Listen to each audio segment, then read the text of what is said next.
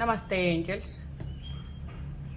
ಈ ವರ್ಷದ ವೈಕುಂಠ ಏಕಾದಶಿ 30ನೇ ತಾರೀಕಿದೆ, ಡಿಸೆಂಬರ್ 30.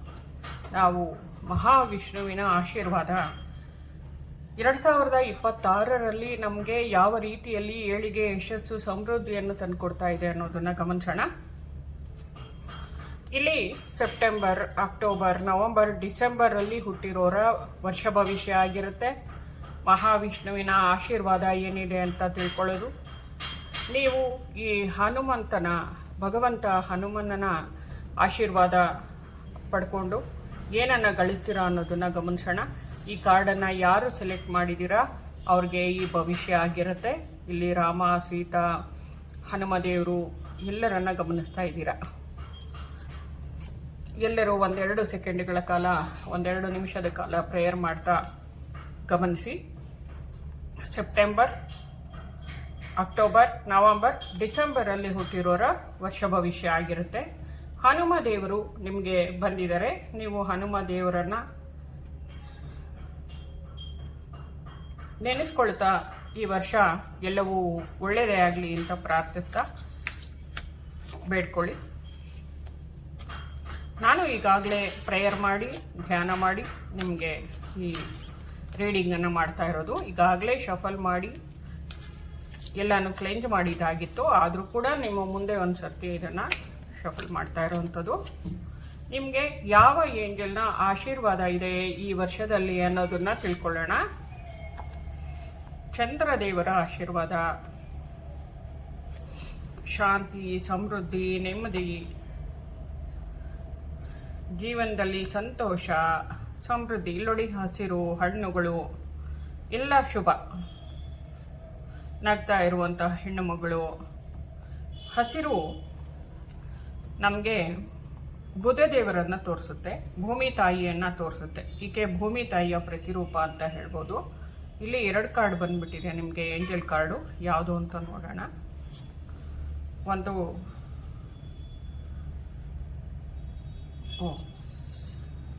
ಇನ್ನೊಂದು ಏರ್ ಗಾರ್ಡಿಯನ್.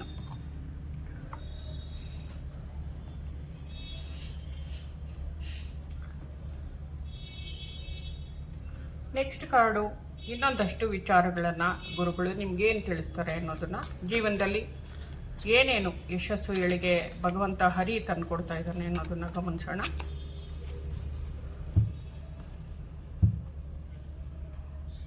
ಒಂದೆರಡು ಸೆಕೆಂಡು ಭಗವಂತನನ್ನ, ಹರಿಯನ್ನು ಪ್ರಾರ್ಥಿಸಿ.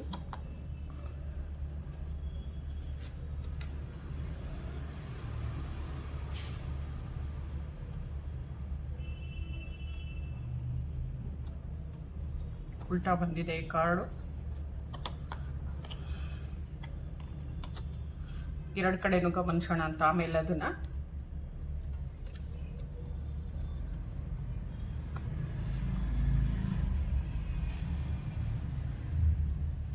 ಇನ್ನೊಂದು ಅಷ್ಟು ವಿಷಯ ಭಗವಂತ ನಿಮ್ಗೇನು ಹೇಳುತ್ತಾನೆ ಅನ್ನೋದನ್ನು ಗಮನಿಸೋಣ.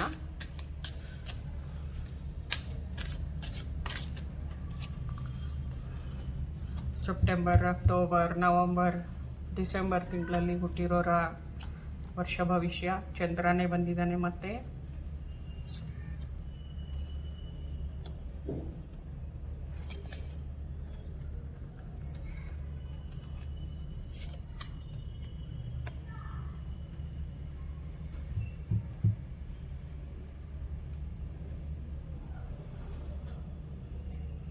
ಸರಿ, ಈಗ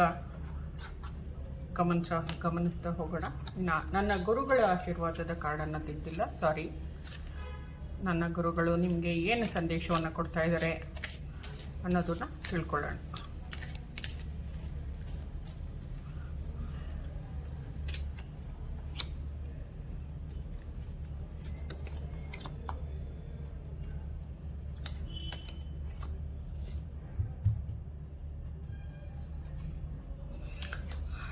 ಸರಿ, ಈಗ ಗಮನಿಸ್ತಾ ಹೋಗ್ತಾ ಇದ್ದೀವಿ. ಮೂನ್ ಕಾರ್ಡ್ ಬಂದಿದೆ. 2 ಸರ್ತಿ ನಿಮಗೆ ಮೂನೇ ಬಂದಿದೆ.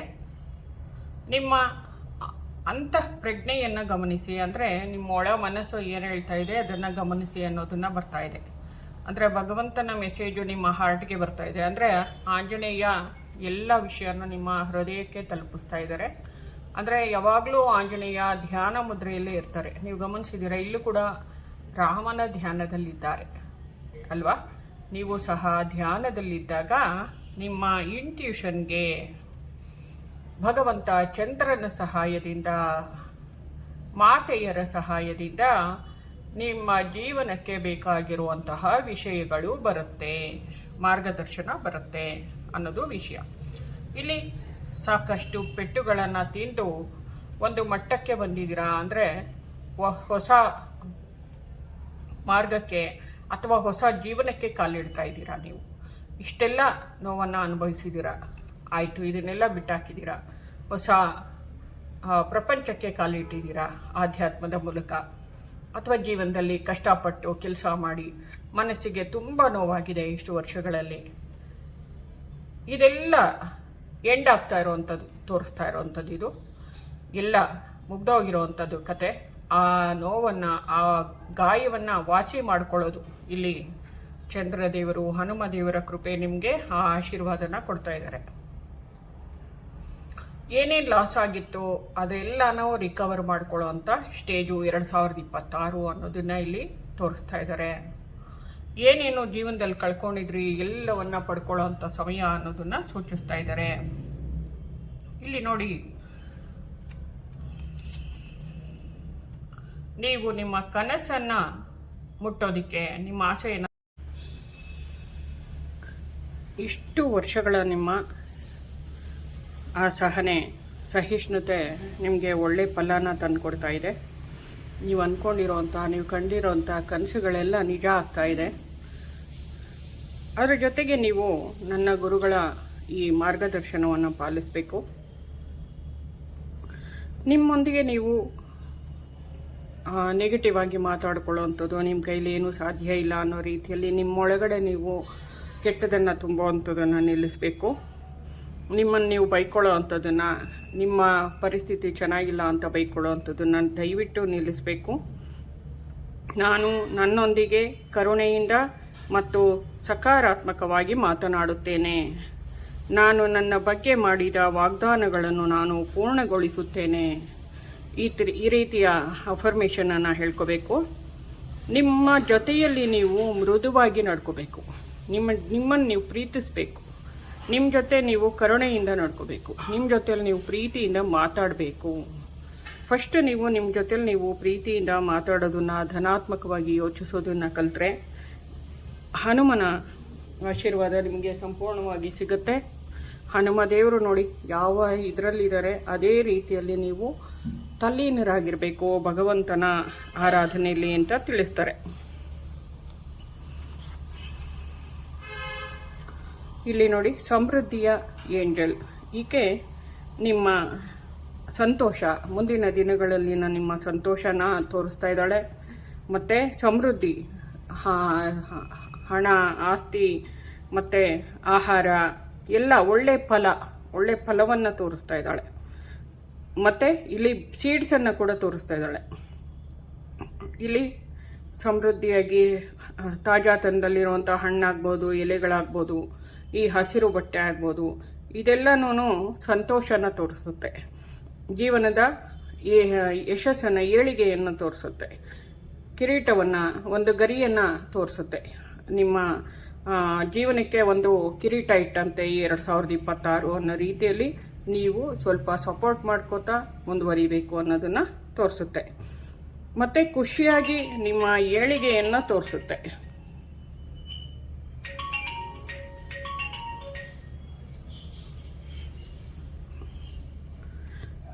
ಮತ್ತು ನಿಮ್ಮ ಜೀವನನ ರಸ ತುಂಬಿದ ಹಣ್ಣಾಗಿ, ಸಮೃದ್ಧಿಯಿಂದ ಕೂಡಿದ ಜೀವನವಾಗಿ ಗಮನಿಸಬೇಕು ಅನ್ನೋದನ್ನು ಈ ಕಾರ್ಡ್ ಹೇಳ್ತಾ ಇದೆ. ಜೊತೆಗೆ ಆ ಸನ್ನಿವೇಶ ಒದಗಿ ಬರ್ತಾ ಇದೆ ಈ ವರ್ಷ.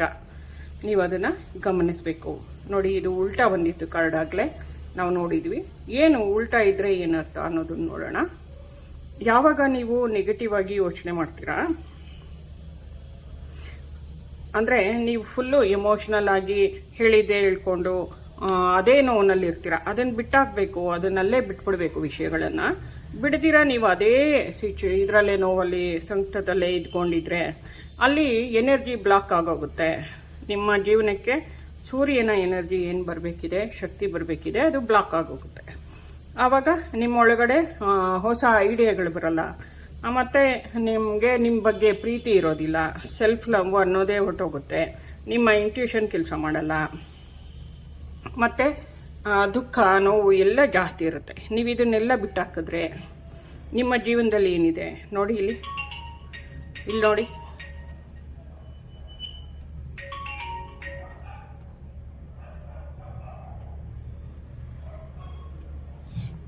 ಗಮನಿಸ್ತಾ ಇದ್ದೀರಾ ಅನ್ಕೋತೀನಿ.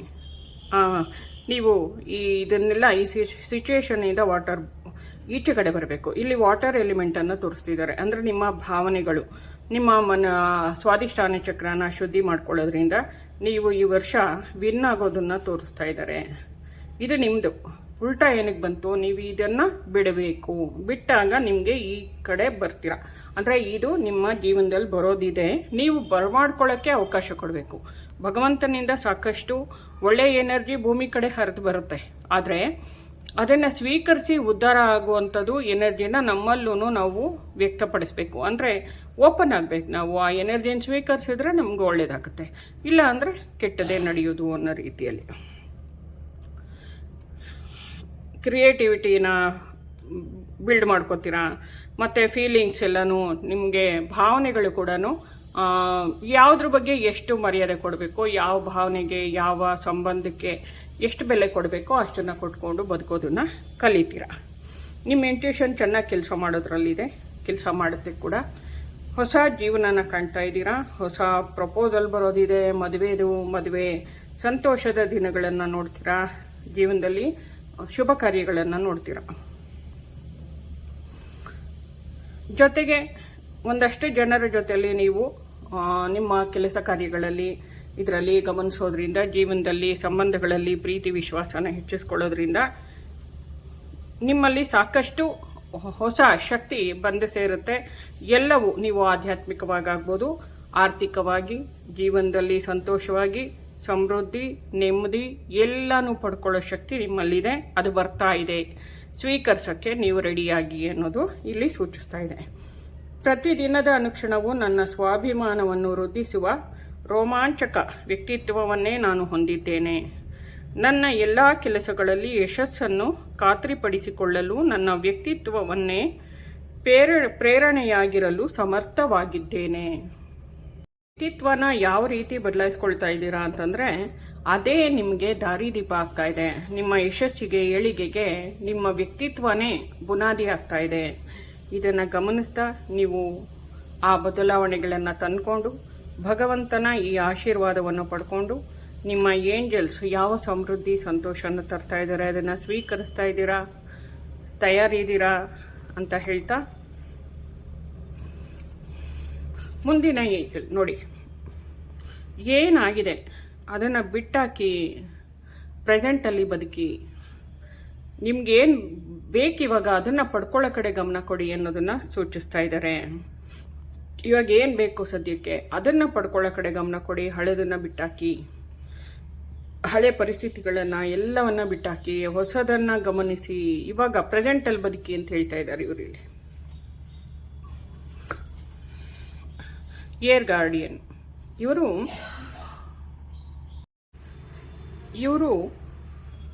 ನಿಮ್ಮ ಮನಸ್ಸನ್ನು, ಆನಂದವನ್ನು, ಮನಸ್ಸಿನ ಸ್ಥಿತಿಯನ್ನು ತೋರಿಸ್ತಾರೆ. ನೀವು ಯಾವುದೇ ವಿಷಯನಾಗಲಿ, ಏನೇ ವಿಷಯನಾಗಲಿ ನೋಡೋ ಅಂಥದ್ದನ್ನು ಸ್ವಲ್ಪ ಬದಲಾಯಿಸ್ಕೊಳ್ಳಿ ಅನ್ನೋದನ್ನು ತಿಳಿಸ್ತಾ ಇದ್ದಾರೆ. ನೀವು ನೋಡೋ ಅಂಥದ್ದು, ಇವಾಗ ಯಾವುದೇ ಒಂದು ಸನ್ನಿವೇಶ ಆಗಲಿ, ಯಾವುದೇ ವಿಷಯ ನಡೀಲಿ, ಅದನ್ನು ನೋಡೋ ನೋಟವನ್ನು ಬದಲಾಯಿಸ್ಕೊಳ್ಳಿ ಅಂತ ತಿಳಿಸ್ತಾ ಇದ್ದಾರೆ. ಅರ್ಥ ಆಗಿದೆ ಅನ್ಕೋತೀನಿ.